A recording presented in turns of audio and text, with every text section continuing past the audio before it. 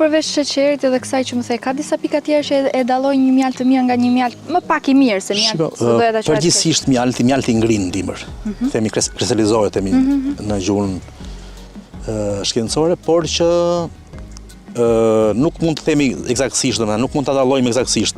Ngrin dimër mjalti, por ka disa mjalte që nuk ngrin. Dhe kjo është normale që nuk ngrin. Për shembull, mjalti lofatës nuk ngrin dimër. Ne kemi marrë vjet mjaltin e parë, kemi mjalt lofatë vjet dhe nuk ngrin mjalt lofatës. Pavarësisht se shumë I mirë, por prapë nuk ngrin. Por disa njerëz, domethënë, keq kuptojnë, domethënë, duke parë që mjalti nuk ngrin, thonë që ky ka ndonjë hile që nuk ka ngrirë. Por realisht mjalti lisit, mjalti lofatës, çfarë janë mjaltet që prodhohen në pyll, jo nga nektari, nuk ngrin. Kjo ndodh për shkak të glukozit, sepse ka glukozë të ulët. Një mjalt nëse ka glukozë të ulët, nuk ngrin. Duke pasur kjo është faktor kryesor.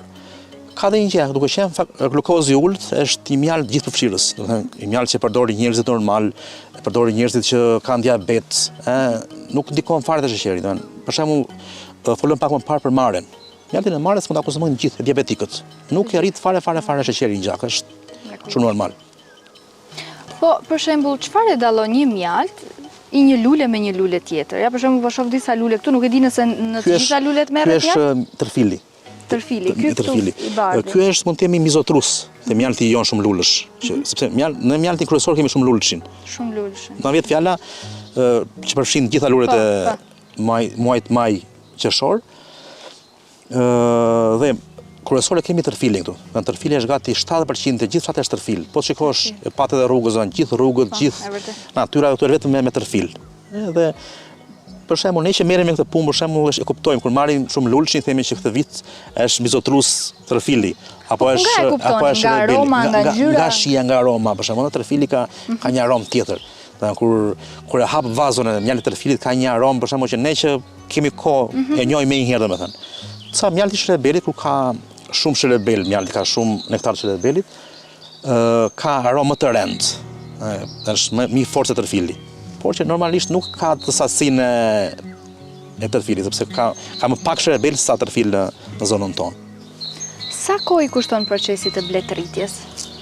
Shiko, zakonisht thuhet që bletëria është e thjeshtë, mjafton vërin kollare, thonë njerëzit, edhe nuk ka nevojë fare, është e thjeshtë. Por realisht kur je profesionist bledësh, kur ke një sasi të madhe ose një numër të madh bledësh, nuk është me sport, është një punë që kërkon shumë pasion çdo muaj të vitit. Fillon që nga janari deri në dhjetor ka vetëm punë.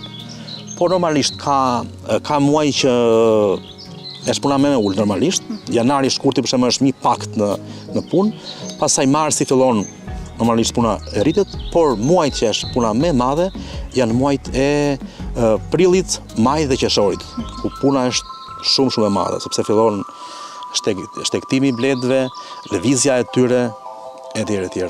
Fillon rohitja që pam dhe në fillim të filmimit.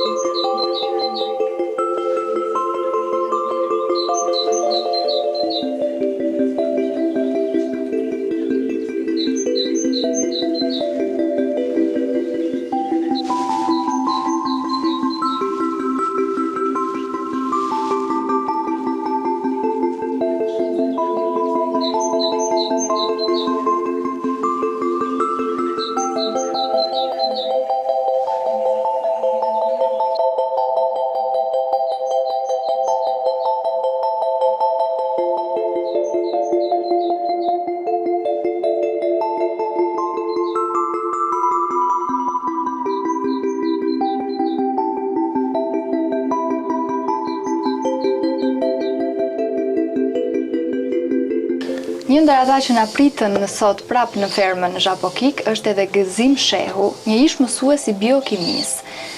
Është babai I Alkesit që dëgjuat më parë. Gëzim, faleminderit shumë që na hape dyert sot.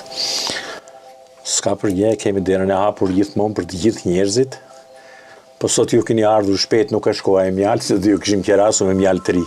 Ky mjalti që është këtu, është mjalti I vitit kaluar, është mjalt lofate. Shumë i mirë. Fshati jonë është pothuajse i mbjell me lofat që kur tjetë plantacion i mbjell nga njeriu. Gjithandej është lofat. Do ishte bukur të kishte ardhur muajin prill ose mars, fund marsit, është komplet fshati i kuq nga lulet e lofatës. Jep këtë mjalt, bleta përveç mjaltit ka dhe prodhime të tjera që janë shumë të domosdoshme për njeriu. Qumshi i bletës ka marrë një rëndësi të madhe sot dhe ka një tërheqje goxha të madhe. Njerëzit tani kanë filluar të janë ndjejnë leverdin dhe ka kërkesa të bollshme për qumësh blete. Ne kemi pasur kërkesa jo vetëm brenda Beratit e në Shqipëri me fjalë, po edhe jashtë shtetit, duke filluar që nga Italia, Gjermania, Anglia, edhe në Amerikë kemi çuar. Nuk ka ndonjë problem në transport? Asnjë lloj problemi? Problemi transport qumshi i bletës futet në shishe, janë shishet e errta. I fusim kamber kalep prej shkumdetit, që futen brenda shkumdetit, dhe janë disa termus të vegjël që ruajnë temperaturën. Dhe kryesisht ne kemi bërë transportin me avion, do që shkon brenda ditës. Në cilin shtet kërkohen më shumë? Më shumë mua më kanë kërkuar ishë nxënësit e mi nga Anglia. Në Angli më kanë kërkuar shumë. Mjalti i Zhapokikës deri në Angli. Deri në Angli. Po janë refugjat të zonës me fjalë të Beratit dhe shokët e tyre, domethënë ecën këtu duke prezantuar shokët e tyre. Dhe kjo ka qenë. Ndërkohë po më thoje që ajo që ke në dorë lidhet me qumshin e bletës. Kjo lidhet me qumshin e bletës. Këto janë kubzat këtu. Para se të nxjerrësh qumshin, unë këtë e fus për 3 ditë tek bleta. E fus bosh, pa i futur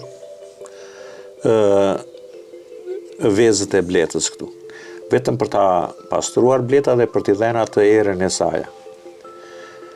Bleta që do nxjerrë qumësh, do të jetë bletë e fuqishme, dhe kur them e fuqishme, unë e mbaj me 9 pjellje. Dhe në kornizën e 10 i fus këte. Janë disa spatullat vogla që të këto kubat e kuqe, unë fus nga një vezë blete këtu dhe mbasi kam plotësuar këto kanë nga 15, e fus tek bleta, mbas 3 ditë, ose 72 orësh, shkoj e marr. Fillimisht do gjejmë një krim këtu, që është bleta, faza larvare e bletës, e heqim atë, dhe është qumshi që do rriste atë larvën për ta bërë bletë punëtore, atë që pat juve që po fluturonte.